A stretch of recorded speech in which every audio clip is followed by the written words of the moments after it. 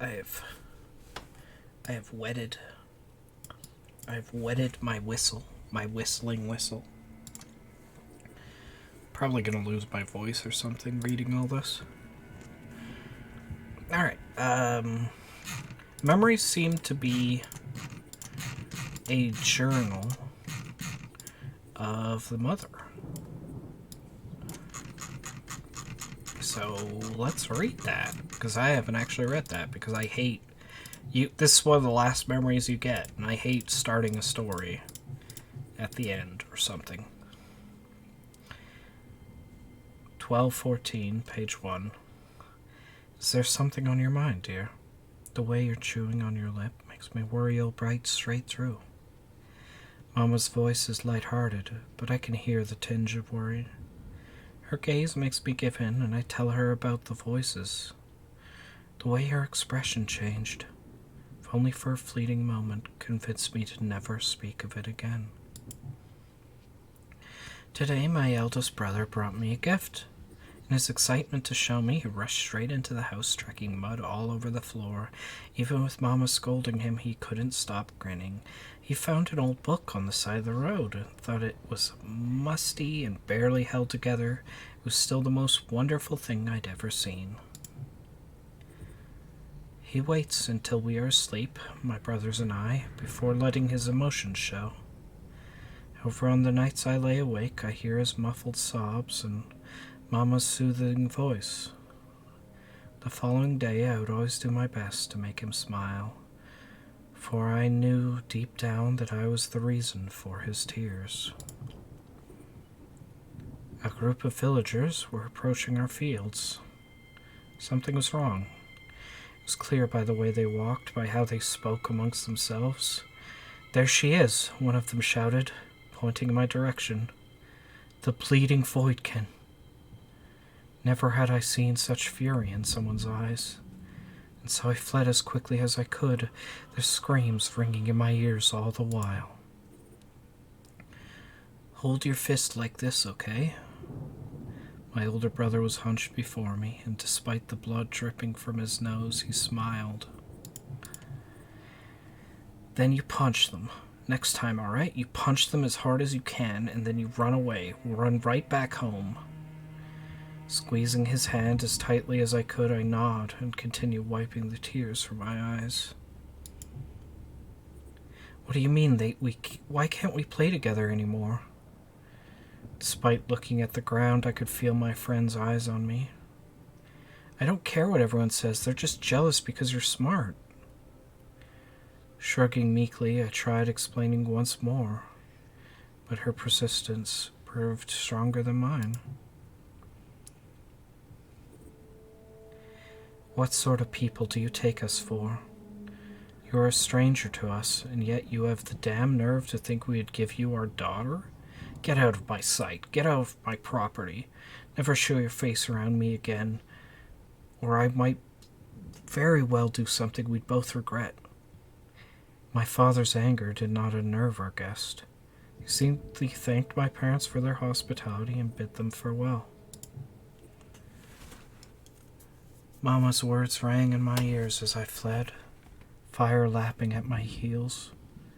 She had told me to keep on running until my legs couldn't carry me no further, and to never look back.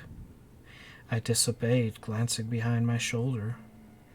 The masked attackers were in pursuit, flames and screams serving as their grim backdrop, and in that moment I thought I would die of pure fear.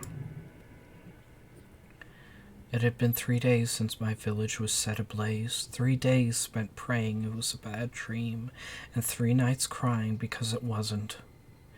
On the 4th day I was discovered by a stranger, and though I was terrified at first, my dread faded as he spoke ever so gently, with a voice strangely familiar. By the campfire that night, curled in the large cloak of my new companion, sleep finally came. "How about," he began, pausing for a moment while a small smile crept onto his face, "the guide?" "The guide," I echoed, equal parts confusion and curiosity. The fallen leaves crunched beneath our feet, a light breeze whipping the broken fragments into the air. Yes, the guide. The words came out with a laugh, paired with a wink.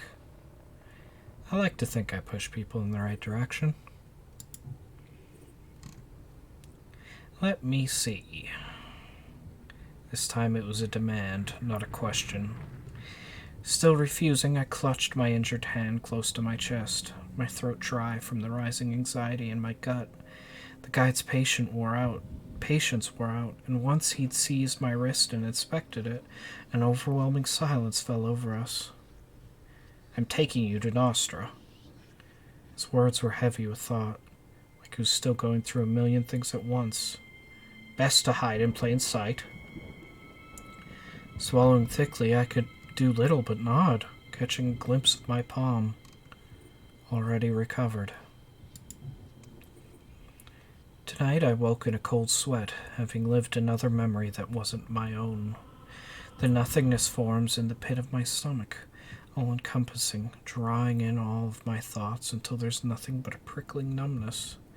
While the other Nostra disciples slept, I wept as silently as I could.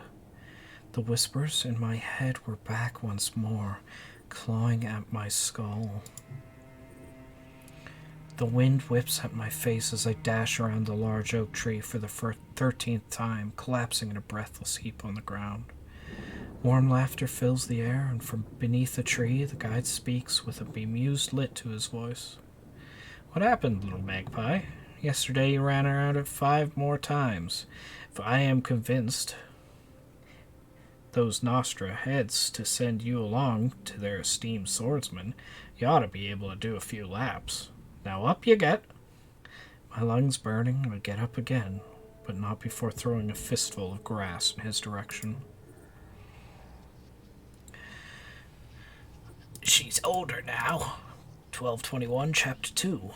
Frost coated the steep mountain path, encasing the rocks in a slippery shell. My breath came out in large puffs of white air, muscles aching from the long trek. Were I not so tired, I might have found the temple beautiful, with its large stained glass windows glistening in the spring sun. Within would be my future master, and despite having reached the end of my journey, I dared not go inside. Fingers dug harshly into my shoulder, yanking me to my feet. I wanted to scream or cry, or perhaps both, but I gritted my teeth and did neither. If there's still air in your lungs, you fight. You put one foot ahead of the other. Move. My master's hand pushed me hard in the back, forcing me to walk while my legs quaked in protest. Metal clangs against the frozen mountain rock. Frostbitten fingers curl up for warmth, knuckles bruise deep purple. Pick up your sword, get up on your feet. This time mind your balance. My muscles burn as fiercely as the tears in my eyes as I charge anew. Only once night fell, swaddling the mountain range in its comforting dark veil, was I allowed to rest. I sat cross-legged on the temple floor, balancing my soup bowl in my lap, letting the warmth of it heat my stomach. As my body finally began to relax, it soon tensed back up at the approaching footsteps of my master. She stopped by my side, not speaking, simply sitting down. There we ate in each other's company for the first time. Blood dripped from the creature's large maw, its haunting, pupilless eyes fixed on mine. I could barely breathe, my heart pounding in my throat. Soon more of the twisted creatures crept ever closer from the shadows, and by now the voice in my head was overpowering my own thoughts. It begged me to let it help me, and seized my fear.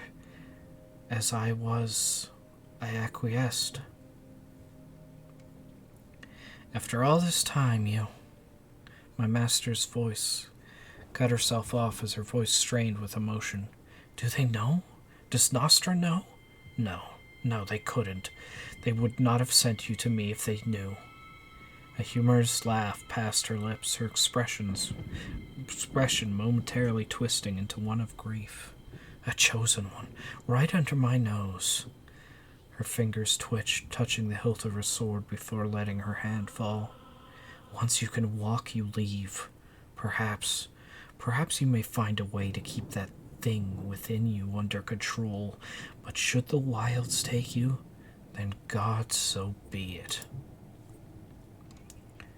Moving as unobtrusively as possible, I crept through the wilting grass, slowly inching ever closer to my prey. A wild boar had come to quench its thirst at the river. Though it was in the water, I could see how its dark ears still flicked towards any sound, ever alert. Holding my breath, I prepared to leap from hiding. Fingers tightened around the hilt of my blade. It had not heard me coming, and as the animal bled out at my feet, I wondered if I'd ever grow accustomed to watching the life ebb from someone's eyes. Dying flames from the campfire cast abstract shapes over the damp cavern walls. For a time I watched as the patches of light moved against their dark backdrop, dancing away the last of their light. As my heavy eyelids drifted close, its voice whispered another apology, lamenting that it had caused my exile, this loneliness. Though sleep was taking hold, I cracked a smile. For how could I be lonely when it was always with me? As I did so many years ago, I stood once more before the stone temple nestled upon the mountains. Despite the countless days that had come and gone since then, the same nebulous dread was still gathering in my chest, creeping up my throat. I knew this would be tempting fate, but my master had spared me once before.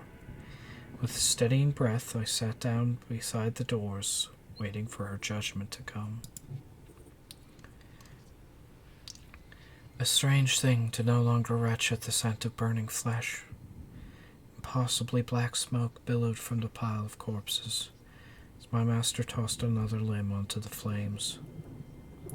We had arrived too late, with half the villagers already torn asunder by the creature's mindless rampage by the time we managed to strike it down. Nonetheless, the remaining villagers thanked us for saving them.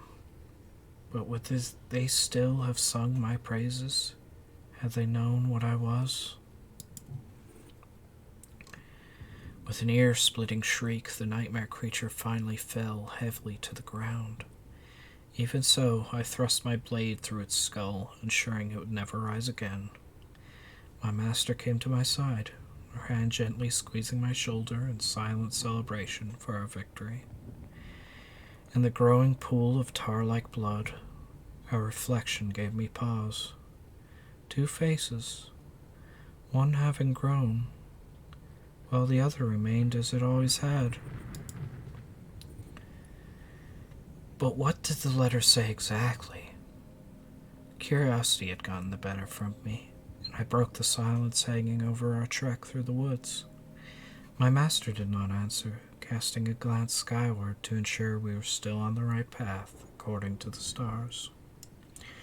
It's not often our missions come with a messenger, I continued, as I'd been ignored before, but now I earned myself a glare that made me feel like a child all over again. My master turned halfway, the wind tossing her gray hair. A blade does not question the hand that wields it, it merely acts. What are you doing? My master's voice was strained, her tone even, though filled with an underlying fury. The blood of the kid's parents glistened on her blade, the sharp point which was now pointed towards me. You gave me a chance. Please, doesn't he deserve one as well? My words made her jaw clench, her eyes flitting to the child, cowling in fear behind me, then back to me. If you do not move, she began, her words near pleading. But I had already drawn my sword. Ah. You've returned. I trust the mission was... The Nostra messenger paused as realization flared in his eyes. Oh, but you come alone. I nod stiffly, my throat dry. I see. You have my sympathies, he said in a tone which suggested obligation rather than empathy.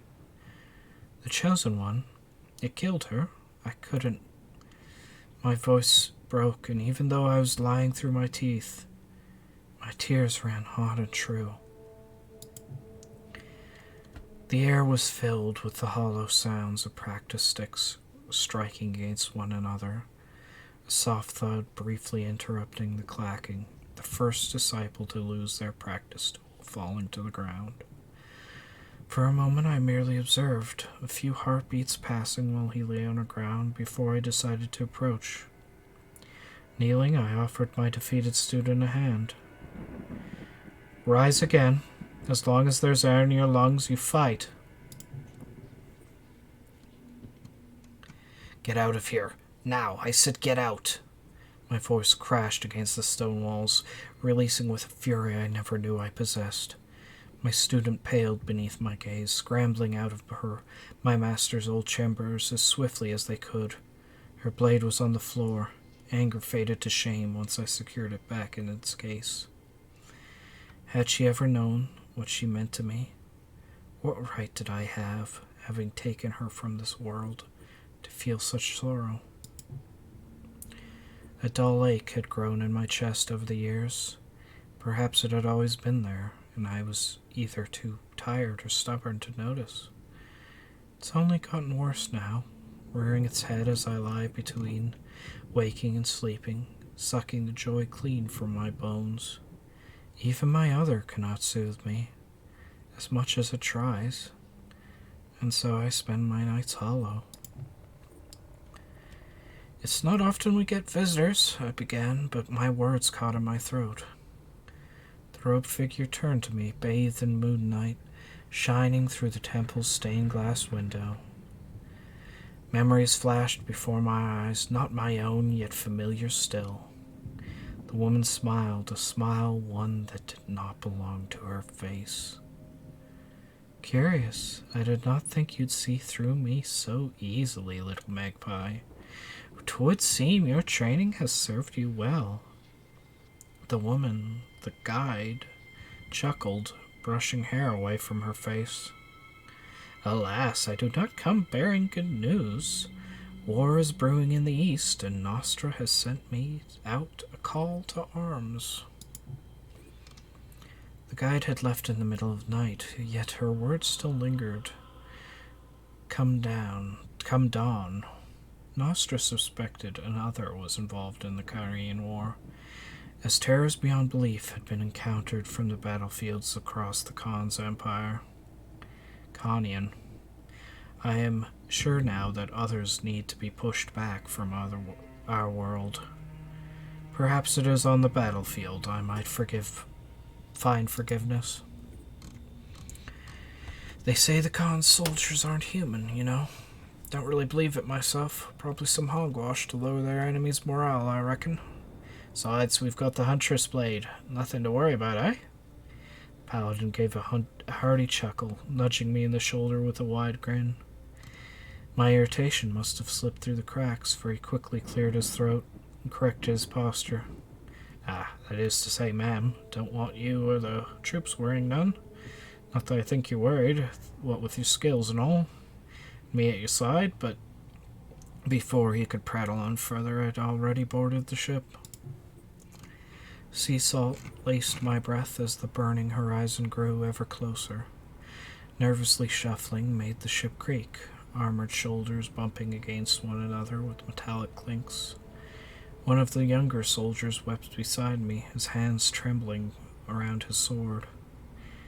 Watching his tears fall, how he held back his sobs, I silently wished I was able to do the same. Our knights pushed the enemy lines further and further back, revealing to us the terrors left in the Empire's wake. Villages littered with the bodies of their own civilians, torn apart and hung with the dilapidated buildings. A child's broken body lay on a large wooden wheel, bones sticking out of tiny limbs. As the horrors grew, so did our resolve to tear the Khan from his throne, our purpose driving us forward. Steel strikes bone. A shriek as its cloven, blood gushing from where a leg had once been. The Khan's soldiers step over their fallen, eyes black as the void. One after another they fall, my hands stained crimson. As our forces burst through the gates of the capital, the Khan's madness has reached its peak. One by one, his soldiers collapsed, the snapping of their bones drowning out the sounds of their screams. From the Khan's gilded palace, a tear began to form, first slowly, as if the very air around it was resisting, then instantly a gaping maw in the veil. Our thoughts scramble, my own and my others, a genuine fear which I had thought myself incapable of blossoming in my chest. The creature manifesting in our reality was beyond my worst nightmares. The paladin's hand found mine, and for reasons beyond myself, I held on tight. To defeat the Khan's abomination, I had no choice but to unleash the power of my other. My comrades had already fallen, and only the paladin's chest was still heaving for air. His bones fractured, his arms torn from their sockets. The Khan still stood, despairing over his fallen creatures, his eyes bright with madness. A flurry of silks and metal, and the Khan fell to a blade not my own. An unknown knight had struck from behind, grabbing the opportunity to end this war for good. I didn't take the time to thank the anonymous hero, and fled with my loved one. We lay on the grass, halfway between waking and sleep. To think when we first met you wanted nothing of me, he said. There's laughter in his voice, crinkles in the corner of his eyes as they meet mine. Who would have thought, my beloved, that we would end up like this? With no answer, I can only squeeze his hand, smiling underneath the settling sun. The shadow of our small farm grows longer over our field.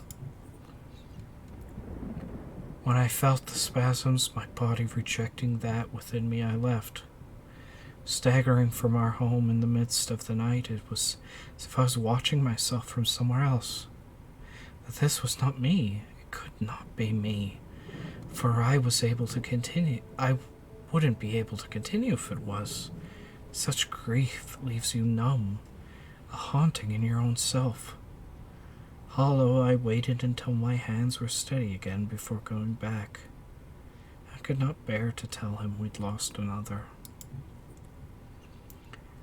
His hand found mine. It had grown thin with age, yet felt impossibly heavy. My paladin smiled, his eyes so very far away. A sigh, and he was gone. While the snow fell outside, I sat holding his hand, not letting go until night finally fell. How I wish to be rid of these ghosts that linger in the walls of my home and my heart. Memories so vivid, granted to me in hopes of solace, only made me fall further. I'm grateful to have felt thankful for all I've had, but the lives I've led cling to my soul like lead.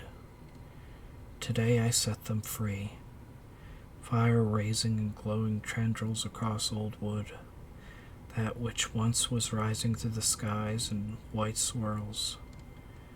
I walked away, his broken shield hanging on my back. I've wandered for so long that there is nowhere left to go. Blank spaces have been filled, my other and I walking as one. Two, when solitude erodes my spirits, returning to the land of my birth, I take a breath so deep my lungs ache. I find myself retracing steps already taken, trying to find pieces of myself that I lost along the way. We have become a creature of habit, have we? Again the guide found me, donning a new face, but wearing the same smile. A good thing truly that there's at least one person out there dealing with all these abominations and whatnot day and night. His voice sounded strangely bemused, perhaps proud. For a while we spoke, a tone near familiar, a feeling of nostalgia brimming in my chest. Perhaps that's why I let him convince me. Nostra isn't what it used to be, Max. It grew another branch, Vostra, who are in charge of figuring out how to deal with this whole Chosen One business. And this struggle between us. He winked. And I think they could use the help of someone like you. A brief pause and a small, huffing chuckle. Plural. Inside my head, the memory other was puzzled. The guide's words sent me to the capital to see for myself if there had truly been a change within Nostra's organization. For months, I went from one bounty to the next, ensuring that words of my deed would soon reach their ears. Disciple came to me one morning asking for my services, inviting me back through their doors. What I saw within their headquarters made my heart lighter, and I accepted their task without hesitation. 'Tis not a very inviting place, is it? The medium's nose wrinkled, sharp eyes scanning the bog ahead with a look of near personal insult. He was a rather sheltered young man, likely due to the mysterious abilities that let him find chosen ones. Watching him hesitantly prod the uneven ground ahead with his foot made me stifle a chuckle. Get on with it, the bounty hunter shouted, a grizzled hand shoving the medium into the murk. Fucking scrabble notcher? That's something. That's a word. Smoke still billowed from the bounty hunter's shotgun, the slaver's blood wetting the sand beneath our feet. Cowering the little girl, the chosen one we had been seeking, clenched her hands tight in prayer. Even as we removed her shackles, she trembled. You're gonna be all right, I kept telling her with all the warmth in my heart. We're gonna bring you somewhere safe. As soon as the nightmare creature fell, its grotesque frame riddled with holes, I felt sick. This time we had arrived too late, and the young chosen one had already given up, throwing himself to the creatures. The bounty hunter clicked his tongue, breaking the silence between us. Easier to kill those fucking things than trying to talk sense to them, Nightkin, anyway. My nausea rose as he spoke. Through his words solidified a thought. Never again would I allow myself to become so jaded. I did envy his ease with pistols, though. It was only a matter of time before he found out. Could see it in his eyes one night, a flicker of realization across his face, and that's all it took. Before he had a chance to speak, I placed my hand upon him, whispering an apology before my other wiped the revelation from his mind. The medium's eyes came back into focus, and for yet another night, my nature as a chosen one remained secret. The closer our little group grew, the more lax I became. The medium was by my side the moment I woke, and I immediately realized what I had done, or rather did not do. My words spilled out quicker than I could form my thoughts, asking him to keep quiet, for I finally had a chance to help those like myself. I'm not going to tell anyone, he said in the end. A small smile, but hesitant smile on his face. Just swear you won't make me forget again. The campfire crackled. After discovering my identity as a chosen one, the medium theorized that he might be able to use his powers to explore my mind. Our mind. To see through my other and beyond the veil, a glimpse of unreality. Despite my trepidation, he talked me into it, and so we sat facing one another, his palms limp against mine. The medium lurched backwards, the color draining from his face. Only a second had passed, yet he seemed to have aged several years. As I tried to help him to his feet, he scrambled away from my touch, muttering under his breath. From that night onwards, his eyes would meet mine no more. There was no mistaking it. This one was of the chosen ones we had saved months past. There was no mistaking it. This was once one of the chosen ones we had saved months past. Even if I had been able to, I would have never forgotten a single one of their faces.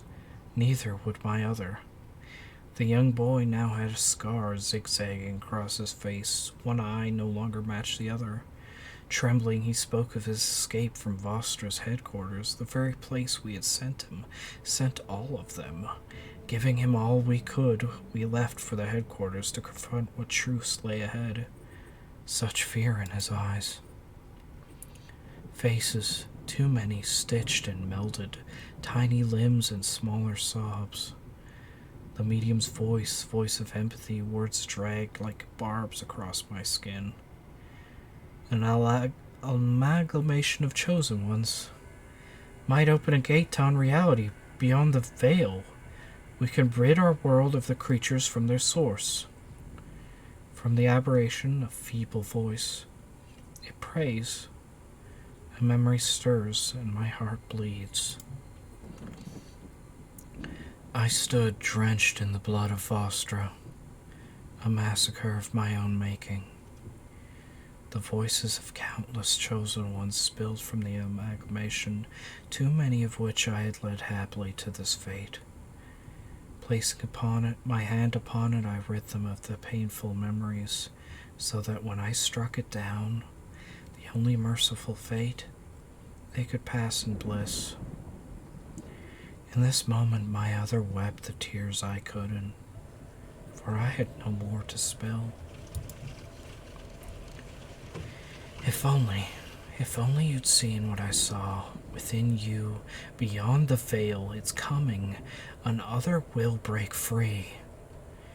The medium's voice was frantic and shaking. The bounty hunter's body lay lifeless between us, the last barrier keeping us apart. It's coming. A suffering is coming, and now we can't stop it. His advent is imminent. If you joined the other chosen ones, then maybe we could have... Was it madness or fear in his eyes? I can no longer tell. His rambling continued even as I moved past him. Too long I've lived, and too many lives I've taken. For once, I was the one to find him. The guide listened quietly while I recounted the atrocities I'd unknowingly partaken in, and the lives I'd taken. I'll cover your tracks, Max. Get out of the city as soon as you can, and don't ignore that medium's words. There's something on the horizon. Under the stars strung in the sky, I left the capital, daring to hope that there might yet be lives for me to save. Autumn rain poured from the skies, crashing against bare trees. Before my departure, the guide had spilled what he'd known about this suffering on the horizon, albeit hesitantly.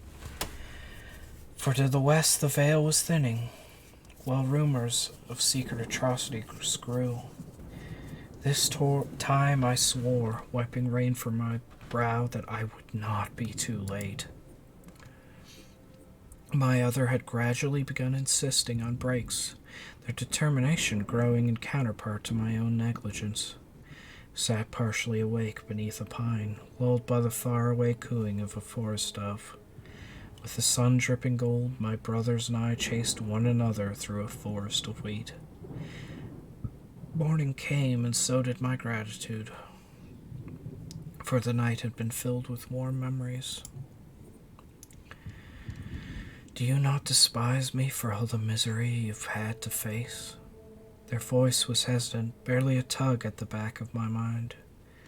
Before my other's doubt could grow, I spoke. Had you not chosen me, my life would still have been filled with both sorrow and joy. With you at my side, I'd be given a chance to fight, to keep on going until both I and others may experience more joy than grief, and for that I will always thank you." I swear I heard him give a sigh of relief. Ahead lay the supposed birthplace of suffering, a city all too quiet. The smell of the plague was everywhere. The guide finds me yet again, and what he tells me might be the last thing I hear. His parting gift is that of truth, his voice ever spirited. "I am Curiosity, and I've always wondered what would become of you, here at the end of the world." I could feel Curiosity's eyes linger on my back as I went. The city's dark spires loomed overhead, reaching high into the sky. As we break through the heavy gates of the quarantine, a shiver runs through my very core. Suffering knows we've come. Shimmering rifts lined the city streets, the veil torn thin.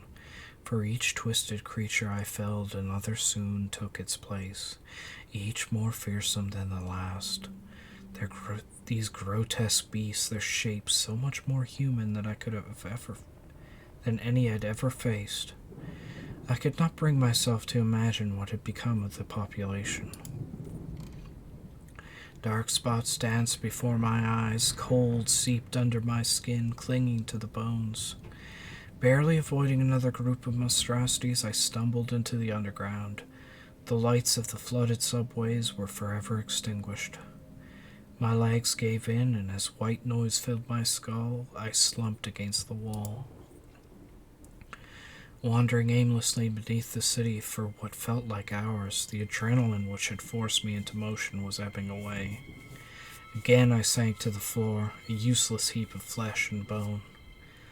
My paladin's voice begged me to rise. Then my master, my family, my other. Alas, even for all of them, my eyelids proved too heavy. Whether or not my eyes are open, I do not know, as darkness lies eternally ahead no matter which way I turn. However, there is motion, bits of nothing falling off of itself and gathering before me. A tangible shape forms, pieces of void peeling themselves backwards, revealing brown skin beneath. I run to him, tossing what remains of myself into my paladin's embrace. "I know you're not him." The look of surprise on his face made me feel guilty for one fleeting moment. "I thank you for trying to give me some peace, my dear friend." The shape of the man I loved flickered, the forest around us with him before disappearing before my eyes. My master now stood in his place, the temple's stone wall rising around us. "You needed rest, and this is the only way I can help you." In my master's form, my other began to weep. For each step I took forward, their shape altered, faces we had known so well shifting in and out of view, until all were no more than a light, one I held on to for all it was. Once their tears ran dry, my other apologized once more, their voice blending with those I had once known. Here to the confines of their own space within mine, they had taken me until my body could recover. Though were I to wait, the very thing I was fighting to prevent might come to pass. To hasten my recovery, my other hastily suggested a pact. What if I were to become as mad as the Khan, capricious as Curiosity? Placing my hands upon them, I could only smile for worry they always expressed, for I had no fear. I trusted them more than myself. Upon waking, I am calmer than I've ever been. A newfound strength, so unlike what I've previously possessed, pushes me off of the cold underground floor. My head feels lighter, occupied by one rather than two. United, I re-emerge from the depths to face what lies ahead. Even united, carving a path through the hordes of nightmare creatures proved challenging. Never had we witnessed such distortion, each rift tugging at the veil, a rope on the verge of fraying. Beneath the towering spire of the city's church, I can no longer tell what belongs to this world or the veil. On the steps sits the vessel of suffering, a chosen one, as I had once been. His scream sends ripples through the air, leaving holes for claws and bones to creep through.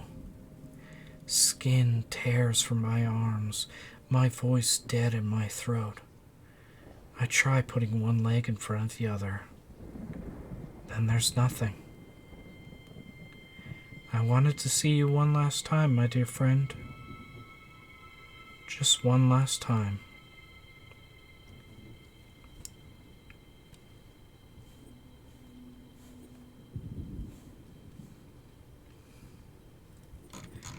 That's, quite the story.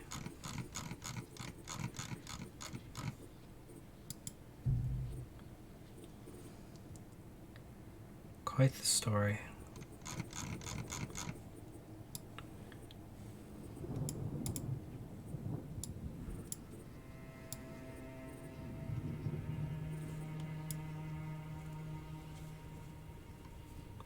All right.